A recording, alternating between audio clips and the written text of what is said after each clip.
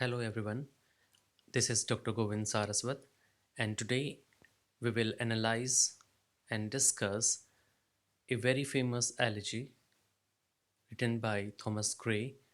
The title of the poem is Elegy Written in a Country Churchyard. Thomas Gray's Elegy Written in a Country Churchyard was first published in 1751. Gray, however, may have began writing the poem in 1742, shortly after the death of his close friend Richard West.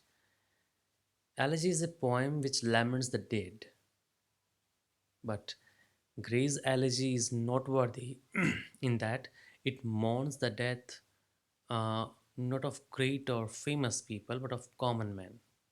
The speaker of this poem sees a country churchyard at sunset, which impels him to meditate upon the nature of human mortality. The poem invokes the classical idea of a Latin phrase which states plainly to all mankind, and that says, "Remember that you must die." The speaker considers the fact that in death there is no difference between great and the common people. He goes on to wonder if among the lowly people are buried in the churchyard there had been any natural poet or politician whose talent had simply never been discovered or nurtured. This thought leads him to praise the dead for the honest, simple lives that they lived. It is one of the best known elegies in the English language. It exhibits the gentle melancholy that is characteristic of the English poets of the graveyard school of the 1940s and 1950s. The elegy opens with the narrator musing in a graveyard. At close of day, he speculates about the obscure lives of the villagers who lie buried and suggests that they may have been full of rich promise that was ultimately stunned by poverty or ignorance.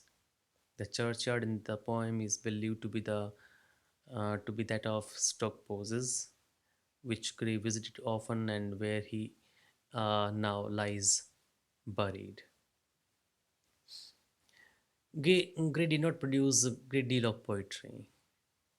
However, the elegy has earned him a respect and has reserved a permanent place in the literary history. The poem was written at the end of Augustan age and at the beginning of Romantic period, and the poem has characteristics associated with both literary periods. On the one hand, it has the order, balanced phrasing, and the rational sentiments of neoclassical poetry, and on the other hand, it tends towards emotionalism and individualism of the Romantic poets. Most importantly, it idealizes and elevates the common man. So, this is the general information that we need to uh, know before we try to explain or discuss this poem. The poem is written in quatrains, and the meter that Gray has used in this elegy is iambic pentameter. In the first stanza, the speaker observes the signs of a country day drawing to a close. A curfew bell is ringing, a herd of cattle moving across the pasture, and a farm laborer returning home.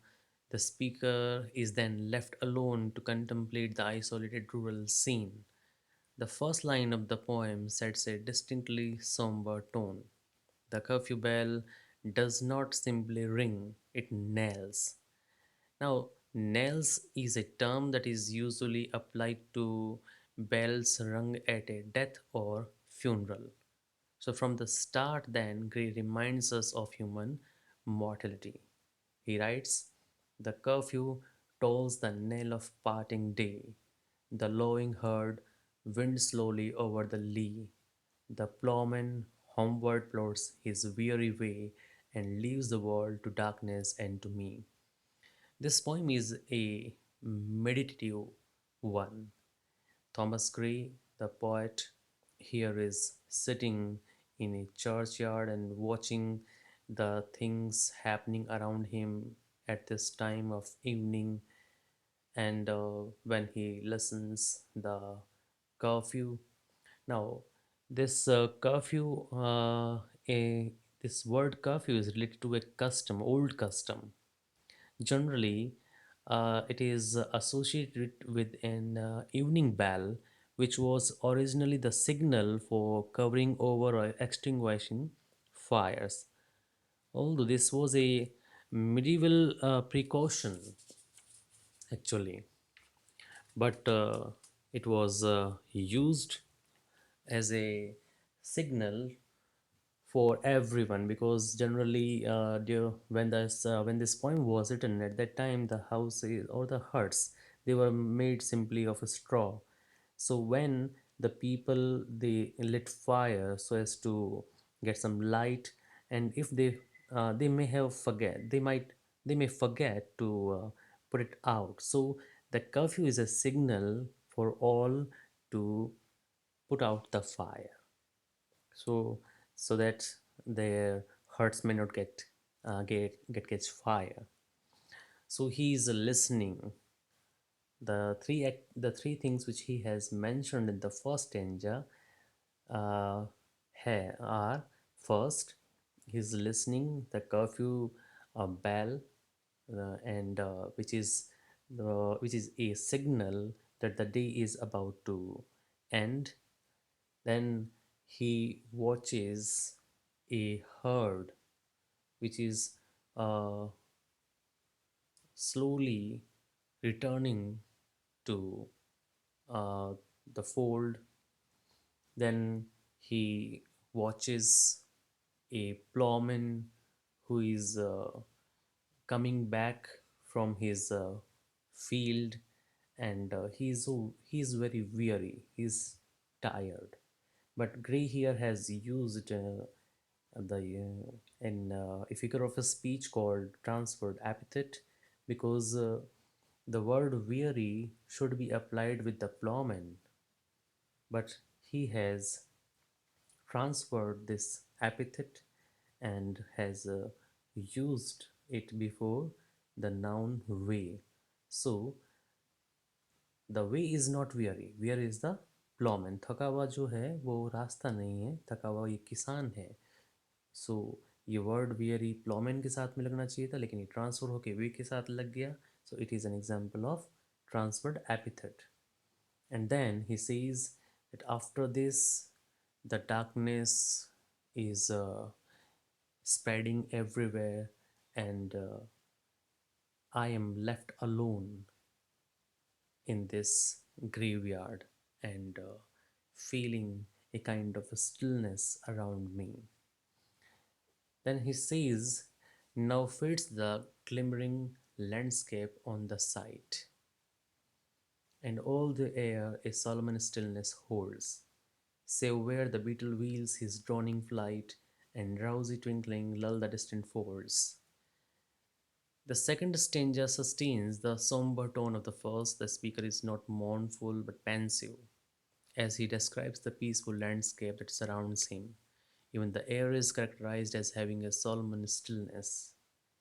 The glimmering landscape is now fading, because evening evening is giving way to night, and the darkness is gradually increasing. Then there is a stillness in the air, because it keeps howling throughout the day, but now it seems as if the air is also tired, and it is not blowing uh, that much fast, or uh, as it used to during the daytime. Say where the beetle wheels his droning flight, and drowsy twinkling lend the distant folds. So he says that everywhere there is a kind of a stillness. चारों तरफ शांति छाई हुई है, लेकिन कुछ sounds उसको सुनाई दे रहे हैं. कहीं कहीं पे जो बीटल एक इंसेक्ट है, उसकी जो फ्लाइट है, उसकी फ्लाइट की आवाज़ जो है उसको सुनाई दे रही है. और कहीं दूर किसी बाड़े में जो पशु हैं उनके गले में जो बंधी हुई घंटियां हैं उनकी आवाज़ आ रही है। नाउ ड्राउजी ट्विंकलिंग, ये जो घंटियां हैं वो ड्राउजी नहीं है, drowsy are the cattle. And ये जो घंटियां हैं उनके गले से बंधी हुई है, and when they shake their neck then the bells they twinkle. So drowsy again is an example of transferred epithet, because drowsy should have been with the kettle, but it has been applied here with the tinkling.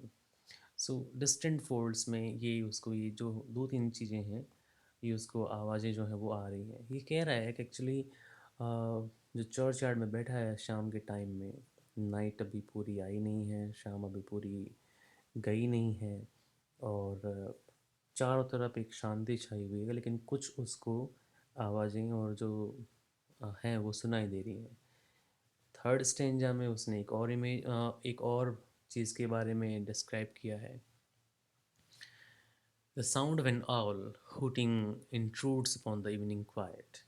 Save from that yonder ivy mantled tower, the moping owl does to the moon complain of such as wandering near her secret bower, molest her ants and solitary rain.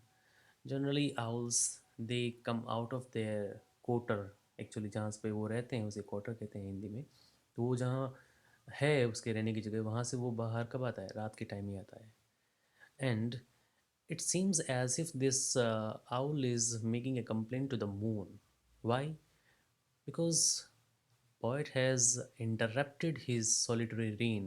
वो अकेला रह रहा था वहाँ पे, और उसको अकेला रहना ही पसंद है, लेकिन ये पोइट यहाँ पे क्यों बैठा है, वो क्यों उसको डिस्टर्ब कर रहा है? So it seems as if the owl is making a complaint to moon, as and वो ये कह रहा है कि why someone is wandering near her secret bower, bower का मतलब ड्वेलिंग प्लेस, रहने की जगह, and is molesting her ancient solitary reign, वो अकेला अपने सुकून भरे साम्राज्य में, पुराने साम्राज्य में रहता है, but here he the poet has interrupted his solitary reign. So these are some of the sounds which the poet can hear at this time of the day. So these three stanzas of this elegy, they have uh, they have created a kind of mood in the minds of the reader to anticipate or to expect what Thomas Gray might have written in the next stanzas or next quatrains. They have set a a somber, a serious or a meditative mood upon the readers. And जैसा कि लॉन्जाइनस ने कहा था, लॉन्जाइनस ने एक treatise लिखी थी on the Sublime. उसने ये कहा था कि कोई वर्क सबलाइम कैसे हो सकता है, तो उसने ये बताया था कि सबलाइम तब हो सकता है जब उसके अंदर कोई भी वर्क है, उसके अंदर वो एक कंज्यूमेट एक्सेलेंस हो, जो रीडर्स को कैप्टिव बना लेता है, एंड वो पोइट जिस तरफ और जिस वे में उनको सोचना के लिए मजबूर करता है, वो वैसे ही सोचने लग जाते हैं, वो वैसे ही बन जाते हैं। So this is a very sublime work of art, and these uh, these quatrains one by one will set the tone of this poem, and generally when they read this poem or such elegies, they become serious and begin to think about human mortality, death, and they begin to analyze the meaning of life, the meaning of death, what is good, what is bad.